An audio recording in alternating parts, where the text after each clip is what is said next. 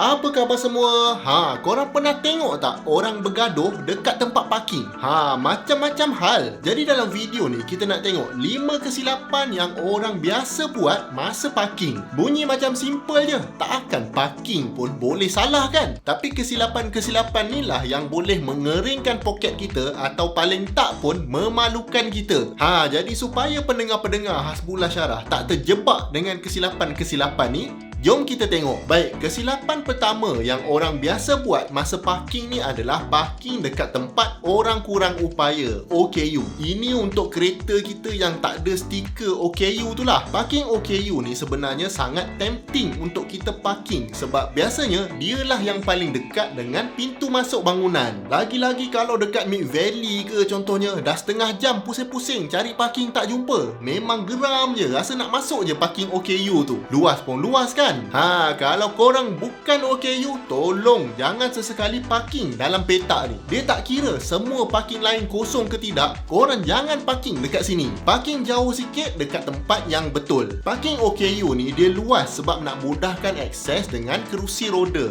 Bukan senang nak set up kerusi roda semua untuk orang OKU ni pindah dari dalam kereta nak keluar. Lagi-lagi kalau dia sorang-sorang. Pernah saya tengok video ada orang tegur dia parking dekat OKU. Lepas tu dia boleh marah balik kata orang tu menyebok. Padahal dia yang salah sebab parking dekat kotak OKU. Saya pun tak faham. Masa ambil lesen, faham tak boleh parking dekat situ. Bila dah ada lesen, dia lupa pula. Jadi ingat ya, pendengar Hasbullah Syarah, jangan parking dekat sini. Selain dari kotak OKU ni, ada lagi satu kotak parking yang kita tak boleh masuk. Nanti saya bagi tahu. Okey, kesilapan kedua yang orang biasa buat masa parking adalah parking tak masuk kotak tu. Ataupun dia parking tu betul-betul atas line kotak parking tu.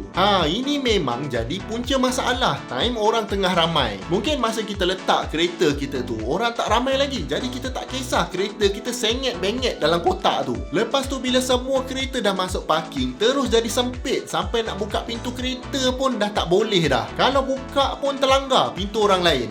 Itulah kesannya kalau parking dekat sangat dengan line kotak parking kita. Sebaiknya pastikan kita park betul-betul dekat tengah-tengah kotak tu. Kiri kanan tu biar sama luas supaya kita boleh keluar, passenger kita pun boleh keluar. Dan kalau kereta kiri kanan kita pun parking tengah-tengah kotak juga, memang sedang elok je lah jarak kita dengan kereta sebelah. Tempat parking ni pula anda kena alert tau. Ada parking yang memang kotak dia luas, tapi ada juga parking yang kotak dia tak lebar sangat. Yang ini lagilah kritikal untuk anda parking betul-betul dekat tengah. Kalau sengit sikit je, memang sempit jadinya. Dapat pula orang sebelah yang jenis buka pintu macam hak kan. Memang kemek lah kereta kita jawabnya. Yang parking double kotak tu pula memang lagi ganas lah. Memang tengah-tengah line tu dia parking. Yang ini korang jangan buat langsung walaupun parking tu kosong, sebab kita tak tahu dia akan penuh ke tidak. Lagi satu, parking dekat dua kotak ni macam saja-sajalah nak menunjuk yang kita ni macam tak reti nak parking lurus macam mana. Malulah kan? Sebelum pergi ke kesilapan yang ketiga ni, ada satu kesilapan yang saya tak nak anda buat, iaitu kesilapan tak tekan butang subscribe. Tekan, jangan tak tekan. Baik, kesilapan yang ketiga yang orang biasa buat masa parking adalah cuba untuk parallel park dekat tempat yang sempit. Plus dia cuba park tu masa orang tengah ramai dekat belakang. Dalam banyak-banyak jenis parking ni, parallel parking ni lah yang paling susah. Sebabnya kita kena reverse, jadi kita tak nampak betul-betul time bila nak rotate steering tu. Dulu dekat sekolah memandu dah lah bawa kancil. Lepas tu cikgu suruh kira kon dekat side mirror tu. Okey, lepas 3 kon pulas 4 kali. Lepas kon ni pula pulas 2 kali. Hafal je step tu, confirm lepas. Bila dah dapat lesen, kereta kancil pun dah pupus. Lepas tu side mirror ke mana, kon ke mana, memang huru-hara lah nak parallel parking. Kadang-kadang belakang dah lepas, tapi depan pula tak muat nak masuk. Kadang-kadang tayar belakang dah sagat. Macam-macam hal lah. Ini tambah pula bila jalan tengah sibuk. Dah lah menggelabah tak tahu masuk ke tidak. Lepas tu berdebar-debar tengok kereta belakang rapat. Nasihat saya, kalau dalam situasi macam ni, kita jalan je lah, cari parking tempat lain. Bukan apa, satu stres sebab pressure tu. Satu lagi, kalau terlanggar kereta orang dekat situ, tu kan dah rugi duit dan rugi masa, rugi juga malu kan. Jadi risiko ni tak berbaloi lah kalau kita ambil semata-mata nak parking, lagi-lagi kalau kita tengah bawa kereta yang besar gedabak. Parking tu pun 50-50 je muat. Kereta tengah banyak, jadi eloklah kita jalan je cari parking lain. Kalau kita bawa smart car ke, tak apa juga, kita selit-selit je pun muat juga. Tapi kena tengok juga, kalau rapat sangat nanti kereta depan atau kereta belakang tu pula nak keluar macam mana? Mau dia cium pula kereta kita nanti. Baik, kesilapan keempat yang orang biasa buat masa parking adalah parking rapat sangat dengan curb. Ini kalau orang lelaki, lagi-lagi kalau baru tukar sport rim, sangat pula dekat curb tu, memang menangislah dalam hati ni. Seminggu tak pandang sport rim yang kena tu. Siapa pernah kena benda ni? Ke ada dekat sini yang tak kisah kalau sport rim bercala? Sebenarnya sport rim cala ni tak adalah bahaya apa-apa pun, cuma hati je lah sakit. Tapi kalau kita terlanggar curb tu ganas sangat, curb tu pula jenis tajam, first kali memang ada risiko tayar pecah. Kalau dekat tepi tu tile, contohnya macam dekat stesen minyak, memang koyak tayar tu kalau kena. Lagi satu, kalau langgar curb ni kuat sangat, sport rim kita tu boleh bengkok atau lagi teruk, dia boleh retak. Kalau bengkok contohnya, dia akan efek kita punya tayar balancing. Tiba-tiba masa tengah laju, steering kita bergegar.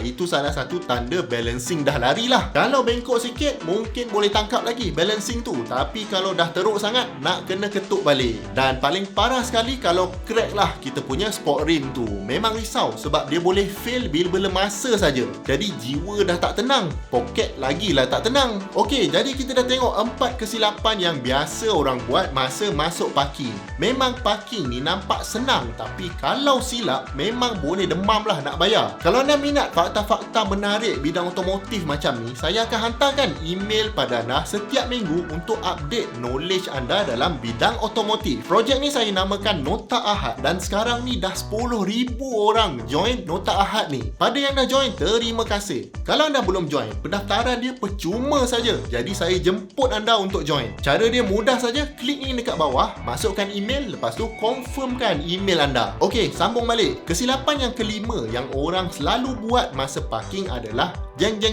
parking dekat tempat orang nak cas kereta. Padahal kereta dia bukan kereta EV.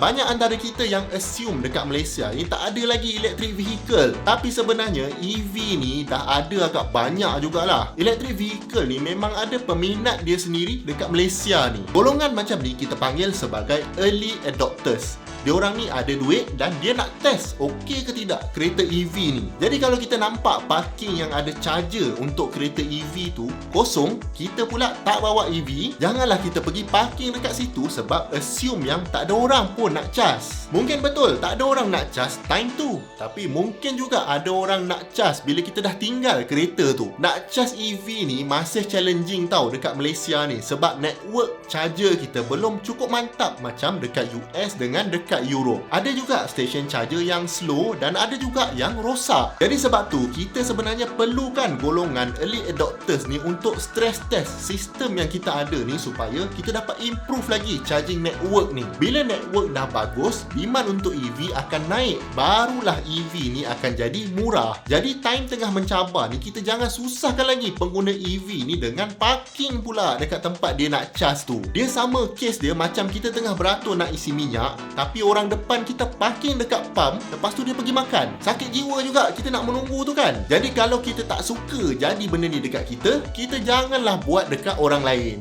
Ada lagi tak benda yang saya terlepas? Apa-apa pun make sure anda join Nota Ahad ni, link ada dekat bawah. Jemput tonton banyak lagi video-video best dekat sini dengan dekat sini. Jumpa lagi di video yang akan datang. Assalamualaikum.